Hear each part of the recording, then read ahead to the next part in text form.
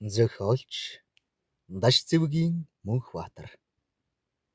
Хүний их өгүүлэг. Хүүгээ хүлээж цөгсөн тэр ихийн гунигтай сааралнууд. Гунан хээрийн давааны хайрах чулуутай зам. Уулсын цаад уулсаас үндийсэн тэнгэрийн хаяа.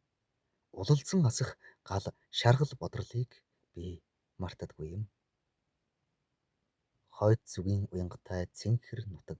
Түүний цаана нуугдсан гунигтай цэгийн дурсамжийг яахан мартах вүлээ.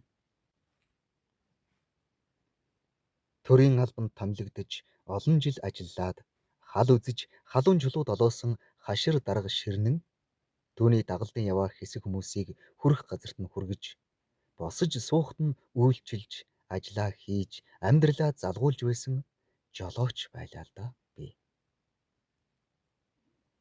Жолоо мушгиж зам ширтэн хурдалж явхад тэнгэрийн хаяаны улаан шаргал туяатай яг адилханаар өнгөдүйж цээжин дотор минь гал асаж билээ.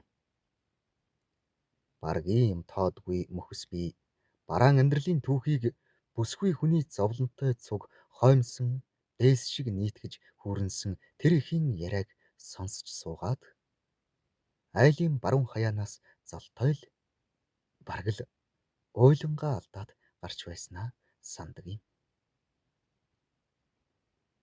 Ширнэн дарга хэд хэдэн сумдаар орж ажил төрөл амжуулан хяналт шалгалт хийж огдсон бүхнээ бөхөлзүүлж уулдсан бүхнээ зандарч үүрэг өгч сануулга хийсээр 4 хоног явлаа.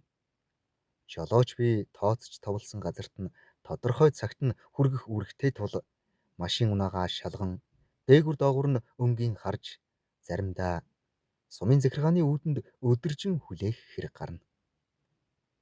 Ганц нэг дэлгүүр хоршоо байшин хашааны сүүдэрт хөлсөө арчин цөхөртлөө хүлээгээд дарга нарыг гарч ирмэгц ухсхийн босч машиныхаа хаалгыг нээж агаар салхи оруулан суунгууд нь заасан газарт нь хүргэж явсаар 5 дахь хоногийн шөнө нэлээн оройтоод хээр хонох шахав. Машина зогсоогоод харанхуйд бууж чимээ чагнавал алсад айлын нохой боргож байгаа нь дуулдлаа. Замаас гарч чулуу үсэргэн жалга дов дамнан явсаар гаднаа хідэн тэмээ холбож уйсан жижиг гэрийн хажууд ирж бууцгаалаа. Гэрийн хаалга нээгдэн саарал тэрэм тэрлэгтэй буурал эмгэн гарч ирээд нохой хорж эрхэм зочдыг урьж орууллаа. Нэгэнт орой болсон тул гэрт харанхуй бөгөөд хой давдар дээр зулын гэрэл бадамлж байснаа хаалгаар орсон салхинд хийсч 2 багны тушаа өргөн харс сүүдэр гуйвлан бүрэлзэв. Эмгэн араас орж ирснээ лаа барин тогоо тавин цай уйлээ. Ширнэн дарга гэрийн эзэгтэйтэй ярьж хөөрөн мэнд сураг мэдлцээд сумын төвийг асуулаа. Эзэгтэй өтгөн сайхан цай чанаж өрөм зөөхий боорцог гамбирд хүлэн зочдыг дайлангаа. Эндээс их бартайтай шүү дээ. Гунан хээрийн давааг давж үзээгүй та нар байтугай. Байнга явдаг жолооч нар имээж өдөртөө л амжуулж дөтөлдөг газар шүү. Хэцүү. Гэд даргын хажууд суусан хүмүүсийг дагуулan харснаа. Хамгийн доод тал суугаа над дээр хараага тогтоов. Тэрээр тооноор сэвэлзэх салхинд сүүдэр тонгочуулан холбирч байгаа лааны гэрэлд нүдээ сүмэлгэн над руу илт удаан ширтэв. Танай ойр хавьд айл сахалтын хань бараа бий юу? Ерөнхийд таа чинь өнөөдөр ганцаараа байгаа хүн үү? Гэх ширнэн даргын асуултад гинт сөхөө авч намайг гөлрөн ширтгэ болоод тэр доод руу 2 гэр бий. Холоо хол. Энд чинь нутаг сайтай байдгийм. Хамгийн дээд талын айл манайх гэв. Тэгснээ над руу дахин ширтэж сууснаа санаа алдах шиг болов. Ширнэн дарга хамт яваа хажуугийнхаа хүмүүсийг танилцуулан ажил зорилгоо хэлээд хамгийн сүүлд энэ залуу манай жолооч залуу. гэж над руу зааснаа. Гаднаас миний бор зүнхийг оруулаад ир. Одоо хэдүүлээ эндээ хонж яваад гэгээтэд хөдөлцгөөе. Гэд тоонууд үлийн харав. Би ч ухсхийн гарч ширэн даргын бор зүнх борооны цувыг герт оруулж өглөө. Дарга маань хөдөө гадаа явахдаа булан нь элэгдсэн ширэн бор зүнх байнга авч явах бөгөөд дотор нь юу байдгийг мэдэхгүй. Гулууз алт. 3 шил архи хийсэн юм шиг л эмзэг бөгөөд ялгүй хүндвтэр тэр цүнхийг хойморт хүлэн өгөөд хоол идчихэд гарч машиндаа ороод унтъя да гэж бодонгоо үү тавцаа эргэлдэн гараа угааж эмгний зуурсан гурилыг 2 хуваагаад элдэж өглөө. Ширнэн дарга асуултынхаа хариултыг гүйцэд авч чадаагүй тул танайхан хол ойр явцгаасан уу? Өнөөдөр та чинь бүлэн муутай ганцаараа унжиж байгаа юм уу? Гэж лавлан асуулаа. Эмгэн тийм ээ. Бүгд хол явцгаасан. Их чинь ганцаараа л суудаг хүн. Өвгөн маань гэд зулн бөксөн бурхан тахил руугаа харав. Ширнэн дарга арагшаа иргэн харвал өөд болоочийн зураг харанхуйд сүйтийн харагдаж байлаа. Зочид анзаараагүй тул бүгд хоймрын авдар руу харцгаав. Эмгэн шүүрс алдан над руу ширтээд. 2 хүү маань нэг нь амьд төдий. Нөгөөх нь алга болоод 10-аад жил болсон. Амьд байгаа хүү маань гянданд олон жилийн ялтаа явсан. Уулзч чадаагүй бас л 10-аад жил болж байгаа. Гэд нулимсаа арчин сууснаа. Өөрийгөө тайтгаруулан тогоотой хоолоо утхан давс нэмэв. Энэ эзгүй хол нутагт ганц би эмгэн суудаг гэж бодоагүйгээр үл барам элдв юм асуусан ширнэн даргын царай нь хүрлээж хэсэг сууснаа. Та чинь энэ сумын хүн үү? Энэ нутагч нь Бороот баг байхаа гэхэд тийм ээ дүү минь. Би Бороот багийн хүн гэлээ. Танай нутагч нь хангай говь хосолсон сайхан газар шүү. Би нодин жил хойд замаар явж аймаг орсон санагдана. Гунан хээрийн давааг дүтгэхээр нь наашаа зүглээд танайд ирлээ бид гэж дарга яриагаа дүүгүүлэн бор зүнхээ уудлан нэг шил архи ууд чихэр гаргаж эмгэнд өгөв. Хашир даргын цүнхэнд ямар ч үед хэрэгтэй зүйл явдгийг би мэдээд дотроо баярлаж билээ. Эмгэн бурхныхаа өмнө согдон сууж шилтэй архийг тавиад зочдод чихэр амсууллаа. Цай уу хүүхдүүд минь. Хоол сайн идж аваад унттаа. Би 2 нохоогоо уяад хонуулна. Гэрээс гарах хүнд давхих нь гайгүй гэд гарлаа. Бяруу шиг 2 том нохоогоо баруун зүүн талдаа уйж өрхний осор даялан гэртээ орж ирээд ор дэвсгэр засваа. Би ухсхийн гарч машиндаа ороод хөнжил гуцсаа дэлгэн унтахаар хэвтэв.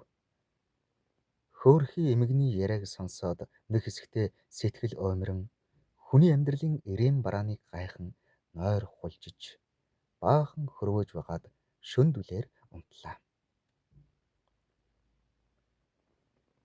Маргааш өглөө нь эртлэн замд гарцгаав. 2 талаараа өтгөн модтой өгсүр бөгөөд бартай ихтэй сүрлэг том даваа байлаа. Даваа давж тонгойход алсад талын сорин харагдав. Тэр өдөр дарга нарыг хүлээн сумын захиргааны хүндэт самбарын дэргэд сүүдэр бараадан сууж байтал хөхтайланбан дээлтэй халиун морьтой бөхтөр өвгөн шогшуулан ирж бууснаа ууттай зүйлээ ганцгалаанаасаа авч үүрэн шууд над дээр ирлээ. За сайн уу хүү минь. Өнөөдөр аймаг орох жолооч мөн үү? Гэв. Мөн. Хүү минь. Энэ уутайг аймаг руу дөхүүлээд өгөөч. Хүүхдүүдтэй би ширнэн даргын жолоочоос очоод авчихаарай гэд утсаар хэлчихье гэж гуйх тулгах хоёрыг зэрэгцүүлэн түлхэв. Уудтай гөргөн машины ард руу шидэнгээ асгарах хагарах юм байхгүй үсттэй гэхэд үгүй ээ хүү минь. За их баярлалаа. Хөгшин би жаахан сууж угаад мардъя да. Манайх давааны наад руу байдаг айлоо гэснэ. Тохой хэрийн хүрэн ганц гаргаж ирээд тамхи нэрэн суулаа. Давааны цаад руу байгаа ганц хэрийн эзэгтэй хань бүлгүй суудаг юм байна лээ гэж өвгнөөс үг унгах санаатай завдан хэлтэлээ. Тийм ээ хөөрхий. Та нар урд шөнө тэнд хоноо юу? Зовсон хөгшин байгаа юм. Ганц хүнд хэрэг хийсэндээ 20 жилийн ялтай. Баг хүүн ууланд адууга хайж яваад алга болсон. Эмээлтэй морин 2 хоногийн дараа гүйгээд ирсэн. Адууны шагаай шиг 2 сайхан тэвхийсэн залуугаасаа салаад өвгөн нь сэтгэлэн барьж чадлагүй өөд болсон доо. Ёстой л хад шиг хатуучсан их хүн. Том залуу нь одоо 5 жилийн дараа суллагдах болов. Эсвэл дахин 10-аад жилээ гүйцэх болов бүү мэт. Гэт янгэнтэл санаалдав. Хүүхдүүд нь хэдий хэрийн насны хүмүүс үлээ гэж намайг хэрэгт дурлан асуухад өвгөн чиний үеийг л харж болох. Насны хувьд хоорондоо хол зөрөөгүй 2 хүү байсан юм гэд ганцаа сэтгүүрдэн үнсийг унгаад ууданд нь хийж түрээлэв. Би өвгнийг босхоос уртан том хүүн ямар хэрэг хийсэн хүн бэлээ гэж асуух гэснээ баахан нэрлэхэд болов. Өвгөн аль нь сайн хүүхдүүд байсан юм аа. Том нь хангайн сумаас эхнэр авч нэжгэр сайхан хурим хийсэн тэр жил шүү дээ.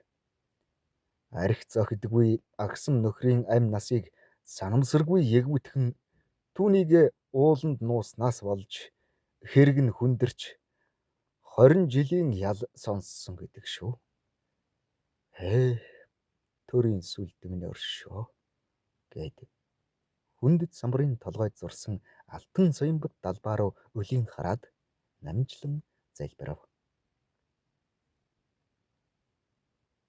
Ядаж байхад баг хүүн бид сум даяараа саргаргүй хайгаад юу ч олоогүй юм шүү дээ гэд халаглав. Тэгснэ эргэн тойрноо ихэн нухацтайгаар харж над руу шивнэх шахав. Нутгийн хамгийн догшин булгийн эхэнд буусан нь тэр айлд арай ширүүцсэн байх гэж хүмүүс ярьдаг юм. Одоо ч тэндээсээ нүгээгүй л байгаа. Ууланд амиа алдсан залуугийн сүнс дүүг нь хорлсон гэж хүмүүс ярих юм билээ. Өгөр толгой би хүртлээ ортой болов уу гэж бодож суудаг юм. Гэд яриагаа дуусгасан тэрээр зүтгэн бослоо. Дайж явуулсан ачааныхаа хөлсөнд асуусан зүйлийг минь дэлгэрэнгүй ярьж өгөөд үн тэнцвүүлсэн сүрхий тэр өвгөн халиу мориндоо мордон шогшуулан одлоо. Хүмүүний амьдралаа гэж би эхээсээ арвуулаа. Ээж минь шөнийн бор хоногтол нуруугаа амрааж хэвтдэг байсан билээ. Өдөржин хоол цай бэлдэж хөлсөнд сувж гал өрдөн суудагсан. Тогооноос гаргасан боорцог гамбир, шөлтэй хоол, гидсэн хуушуур, жигэнсэн бууз ер нь юу л байна бүгдийг суурин дээрээ идэж дуусгаад удалгүй дахин хоол эргүүлж эргэнэг тойрон эргэлдэх хүүхдүүдээ хараад зүгээр суух завдалгүй дахиад л гурил зуурч цай чанаж мах татаж эхэлнэ. 10 хүүхдээ хүний дайтай өсгөх гэж аав ээж хоёр минь сарвайж тэмцэж явсныг нэлээн өтөлсөн хойноо мэдээд өрөвдөж суудаг билээ. Нэгэнтээ өнгөрсөн хойно нь сэхэрдэг нь юу билээ дээ? Өөр дээрээ ирсэн амьдрал намайг ухааруулсан бизээ. 4 хүүхдэд хижээх гэж хээр гадаа давхиж хэнхэг даргын барлаг болж дуудсан цагт нь бэлэн очиж дуудаагүй үед нь чимээ хүлээж сурам хийх завгүй хөдөлмөрлж явхдаа их эцгийнхээ зовлонг биеэр мэдрэн сая ойлгодгийн билээ. Би эхийн хайрыг сайн мэдэх тул хүүгээ хүлээж зөвхөрсөн тэр эмгний гонигтай саарл нүдийг огт мартаж чадахгүй байлаа. Нэг удаа Ширнэн даргын хот руу явсан хойгуур өөртөө зав гарган том хүүгээ дагуулan гунан хээрийн давааны урд өврөөс өгсүүлэн явсаар орой дээр нь гарч машинаасаа буулаа. Уулын ар бэлд тэр дор модны хормойд өнөөх эмгэнийх нутглаж байлаа. Хэдэн тоглон булгийн тархинаас доогуур харин хонь нь арын ууландаа гарчээ. Нуранг шороо ихтэй шох чулуутай замаар гэлдрэн хад асга тойрон явсаар гэрийн гадаа очтол эмгэн гарч ирээд нохой хорилоо. Хоёр том халдар нохой нь боргоосонгүй. Эмгэн хүүг минь өхөрдөн үнсээд намайг хэдийнэ таньж байлаа. За, миний хүүхдүүд дээшээ суу. Эмээ нь бүлээн хярам хийж өгье. Сайхан хоол хийнэ гэд авдраа уудлан тавхтай чихэр гарган бидний өмнө тавив.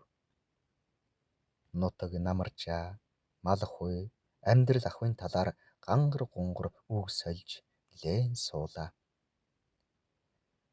Эмгний үрчгэр магнай тэнийж нүдэнд нь баярын оч гэрэлтэн үе үе тачгантал хөхөрч инээд алдан дуу шүү болж суулаа. Хөгшин хүн баярлахаараа хүүхэд шиг болчихдог нь яг үнэн аж. Ижийн саяхан энэ арын модон дотроос хэдин гişүү үүрч ирлээ гэж хуурай мөчөр хуглан гал төлөв. Миний хүү мод руу орсон 5-6 тугалыг нааш нь дөхүүлээд ир. Тууж ирээд булгийн тархин дээр орхичих гэхэд хүү маань ухсхийн гарлаа. Хүү бид хоёр эмгний хийж өгсөн хоол цайг зооглон өгүүлэн ярих яриаг нь сонсонгоо түнд тус болж нэлээн ажил амжуулав. Гэрийг буулгаж, савг туурганы онгорхой цоорхойг нь нөхөж, оосор бүчийг сольж, зармийг бөхлөв. Бороонд норж хатаад тас өсөрсөн ханны үдэрийг сольж, өнний сагалдрагыг нэгвэрчлэн бэхэлж өгөв. Буурийг жаахан сэлгэж, шинэ газар сонгон гэрийг цэмцээлгэн барьлаа. Эмгний мал хэний ч хариулгагүйгээр өглөө гарч, жин үдэд модны захаар цухиж, оройхон өөрсдөө хотлох нь их сонин. Хэдэн оодон тоглон бэлчээр тогтохгүй уул өгсөн ойн зах руу зүтгэх боловч үнэний сайлын үеэр араараасаа цувран ирж зэлэн дээр хэвтэх нь хариуцлагатай мал шиг хачин санагдж байлаа. Эцэж ядартлаа зүтгсэн эзнийг мал нь хүртэл ойлгодог болов уу? Эмх цэгцтэй маллсан эмгний уур ухаан ч юм уу бүүмэд. Ямар ч гэсэн малын хариулга огтын төвөггүй байдг нь анзаарагдлаа. Эмээ минь та хүсвэл манай хүргэн ахынхтай айлсан бууж хань бараандаа өвлжиж болно шүү дээ. Эгч маань элдв аашгүй бурхан шиг хүн бий. Таны хувьд холын ууланд гав ганцаараа хэцүү байдаг үсттэй гэж би хэлэхээр зорьсон ганц үгээ хоолойныхоо цаад руу хурааж байгаад хүчтэй түлхэн гаргаж орхив. Эби хүү минь ямар их ач буянтай хүний үрвэ? Үүнийг хэлэх гэж наашаа зорж та хоёр эгч нь энэ уулнаас явчих болохгүй. Баг хүү маань энэ урд ууланд явж угаад алга болсон юм. Заримдаа моддын завсраар бараа нь харагдах шиг болдог юм. Эмээ нь одоо хүртэл ороод ирэх байх гэж гордон суудаг хүнтэй. Гэд гунан хээрийн давааны оройгоор хүлээсэн ой модыг гүйлгэн харж санааллаа. Тэрээр өрхний хошууг өвөр дээрээ татан оосрыг бэхлэхээр тэвн сүвлэнгээ том хүү маань хурмаа хийгээд удаагүй анхны үрээ төрөөгүй байхад алдаж эндээд амьдралаа балжчихсан юм а. Одоо ач хүү маань танай энэ хүү шиг том ирбий дээ. Жилдээ ганц ирж золгоод явдаг юм. Тэр бүр ирээд байж чадахгүй юм да гэж хэлээд санаалдав. Хойж дуусгасан өрхийг хошуулдан бүтээгээд гэртээ орцгоолоо. Ач чинь хаана байдгийг гэж сонирхон асуухад их нь урд сумын холбоонд залгагч хийдэг гэсэн хүнтэй суусан. 20 жил хүүг мань хүлээн гэж юу байх вүлээ дээ гэж хэлээд цэлмэг тэнгэрийн хаяа ширтэн сууснаа. Хүний харан шин өөрийгөө биш өрөөлийг сүрүүлдэг юм шүү.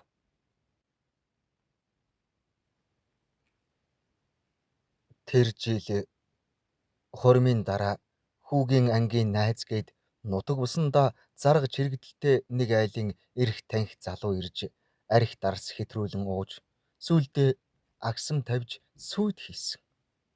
Бэр маань том гэдэстэй байсан тул хүү маань тэр залууг энэ урд мод руу дагуулan яваад оройхон гэртээ ирсэн. Аргадаж аргалаад явуулчихлаа гэсэн үгэнд нь өвгөн бит хоёр итгээд 4-5 хонж байтал бөөн асуудал үүссэн. Санамсаргүй явдал хүний амьд хүрч сагсуу залуугийн аран шин бидний амьдралыг хөлдөөн чирсэн. Би ч хүүгээ буруутгаж зэмлсээр харанхуй нөхрөө явуулсан да хөрх. Хүүхдээ өмөрхийг мэдэхгүй тэнэг хүн байж дээ. Хожим дуулахад тэр айлынхан аль чадлаараа хүүхдээ өмөрч амийг амиар солино гэд хашгиралдаад байсан гэж дуулсан. Ямар ч хүнд үрн харан байдаг нь аргагүй шүү дээ гэд нүдээ нухлав. Уйлсаар байгаад нулимс нь барагдсан ажээ. Сүүлийн 2 хоногт нь хүү бит хоёр арын уулнаас түлээ түлж татаж гэрийн гадаа хурааж өглөө. Ингээд бид 3 хоног тус дэм болж ярьж хөөрч байгаад буцав. Өөрийн нээжи 10 хүүхэд төрүүлсэн ч арай ингэж олон жил хүлээхийн зовлон эдэлж байгаагүй лээ. 2хан хүү төрүүлээд хорвоод булаалгасан хүний их ямар хатуужилтай юм бэ гэж би зам зуураа бодон явж билээ. Нутаг уснасаа нэгэнт нүүхгүй гэсэн эхийн сэтгэлийг ойлгосон би урд сумаар дайрч бэртэн уулзахаар холбооны үүдэнд ирж зогслоо. 40 гаруй насны дүнсгэр шар бүсгүй миний учирлан ярихыг сонсож сууснаа. Би зуны амралт эхлэнгүүт чам руу залгая гэснээс өөр зүйл ярьсангүй. 6 сарын 10-даар хашаа байшинд тойрон булангийн луйл цэцэглэж төвийн гудамжаар борооны шалбааг үсчин машин тэрэг холихон хүүхэд нохойн дуу гудам дамжин цуурайтаж аймгийн төвийн 100 хэдийнэ жигдэрчээ. Үдийн цайнаар би 2 хуушуур нэг аяг цай аваад түүнийгээ зооглож суутал сумаас утасны дуудлага иржээ. Цайны газраас ухсхийн гарч даргын өрөөнд шурхийн орж харил цуурыг автал ач хүүгийн ээж амлсан ёсоор залгажээ. Хэд хоногийн дараа ширнэн даргад нарийн учир тоочч хэллэгүйгээр яаралтай ажил гарлаа. Хэд хоногийн чөлөө өгөөч гэж уйлаа. Ширнэн дарга 10 хоногийн чөлөө өгч 2 сарын урьдчилгаа цалин цохож олгов. Ингээд би гэдэг хүн цээжний мухарт зангирсан нэгэн бодлынхоо хөвөрхийг гүйцээж өр нимгэн сэтгэлээ хөнгөлөхөөр айлын хүүхэд дагуулan аавтай нь уулзуулахаар хот руу зүгэлсэн билээ.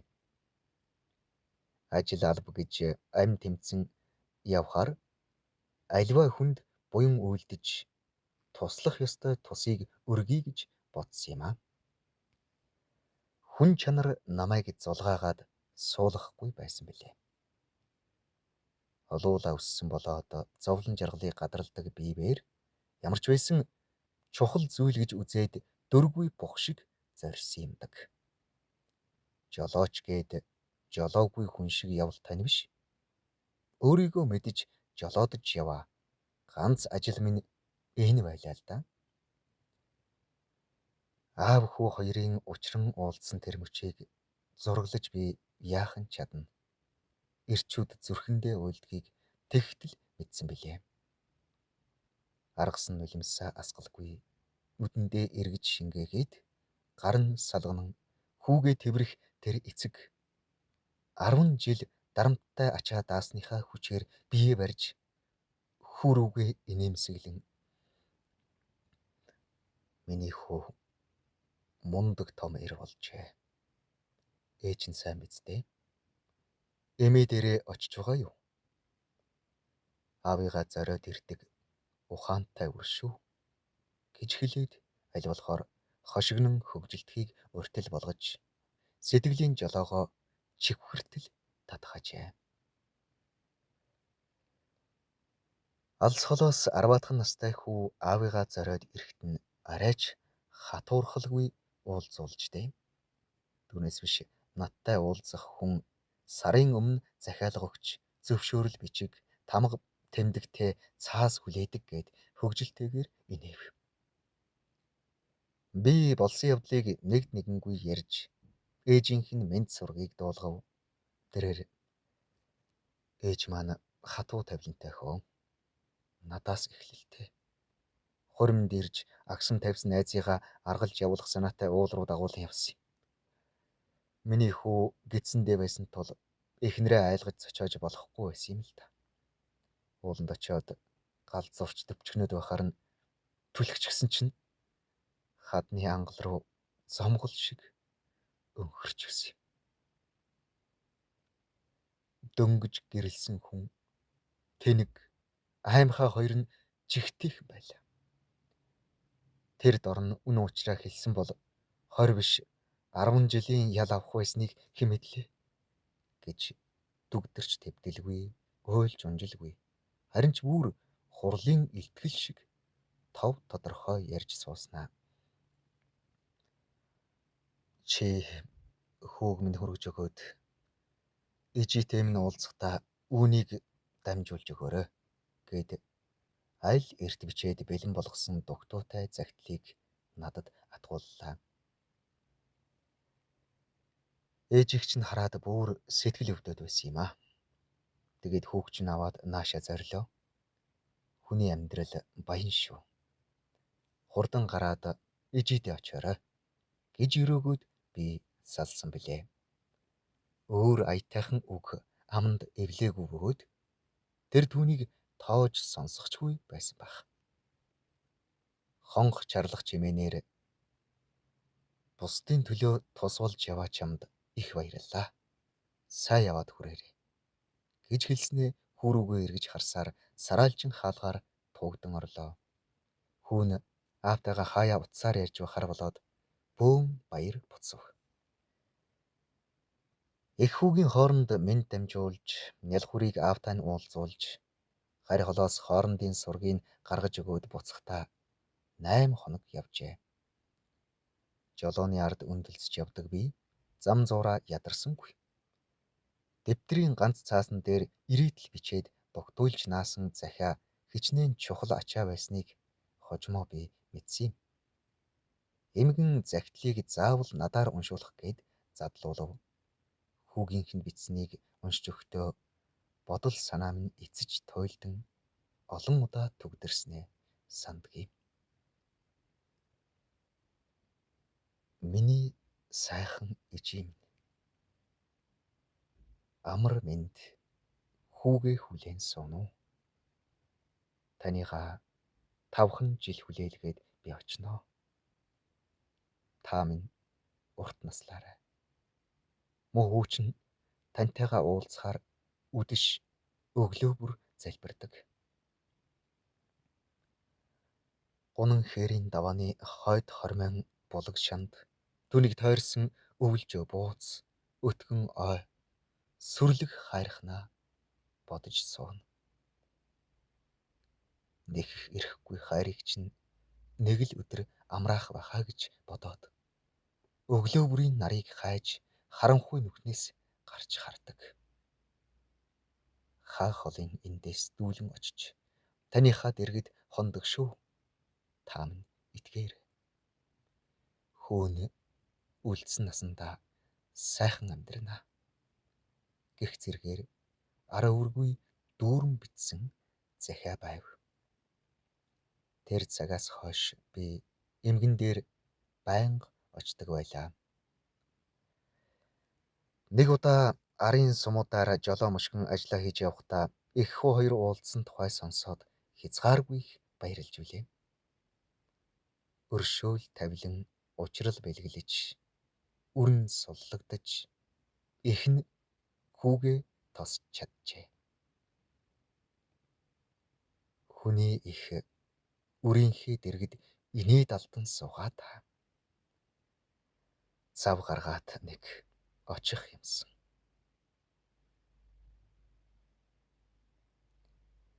Зохилогдсон Даш зэвгийн Мөнхбаатар уншсан Эрхэнбаярын Бат орж